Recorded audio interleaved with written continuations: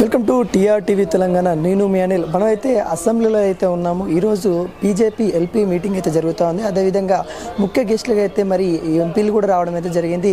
ఏదైతే బీజేపీ కార్యాచరణలు ఏ విధంగా ఉండబోతున్న విషయాల మీద, ఏదైతే కాంగ్రెస్ గవర్నమెంట్ ఇచ్చిన 6 గ్యారెంట్లు ఏవైతే ఉన్నాయో వాటికి సంబంధించి, మరి రేషన్ కార్డులకు సంబంధించి ఎటువంటి ప్రకటన ఇవ్వకపోవడము, ఏదైతే తెల్ల రేషన్ కార్డ్స్ ఉన్నాయో మరి బీజేపీ వాళ్ళు అయితే ప్రశ్నించే తరుణం కూడా కనబడతా ఉంది.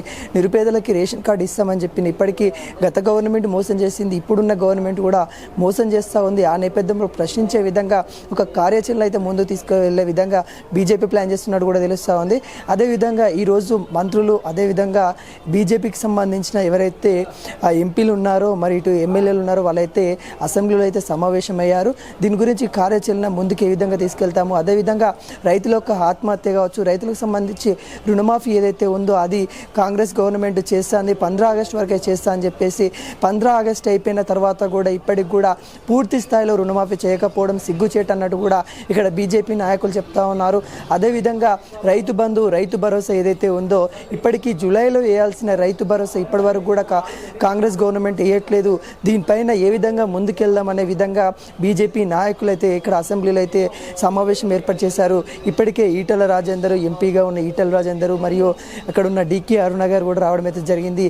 అదేవిధంగా ఎల్పీ లీడర్ గారిని లేకుంటే బీజేపీకి సంబంధించిన ప్రతి ఎమ్మెల్యేలు అయితే ఇక్కడ సమావేశం అయ్యేసి ఇక్కడ కార్యాచరణ ముందుకు ఏ విధంగా తీసుకెళ్దాము, ఏదైతే రేవంత్ రెడ్డి సర్కార్ ఏదైతే ఉందో తను చేస్తున్న ఏదైతే హామీల మేనిఫెస్టో ఏదైతే ఇచ్చారో మేనిఫెస్టోలో ఇచ్చిన విధంగా కాకుండా తప్పిదారి పట్టిస్తూ ఉన్నారు. తెలంగాణ ప్రజలకి అన్యాయం జరుగుతూ ఉంది. ఆల్టర్నేట్ పార్టీగా ప్రతిపక్షంలో ఉన్న బీఆర్ఎస్ కూడా ప్రశ్నించలేని తరుణం కనబడుతూ ఉంది. కాబట్టి మరి ఆల్టర్నేట్గా ఉన్న పార్టీ బీజేపీ, కాబట్టి బీజేపీ కార్యాచరణ మరి బీజేపీ కూడా ప్రజల్లోకి వెళ్ళాలి అనే విధంగా అయితే కార్యాచరణ రూపొందుతున్నట్టు కూడా తెలుస్తూ ఉంది. అదేవిధంగా ఇప్పుడు తెలంగాణలో హాట్ టాపిక్ ఏంటంటే పాడి కౌశిక్ రెడ్డి, అరకపూడి గాంధీ ఏదైతే ఇష్యూ ఉందో ఆ విధంగా కాకుండా బీజేపీ శాంతియుతంగా వెళ్ళాలని కూడా ఆలోచిస్తూ ఉంది.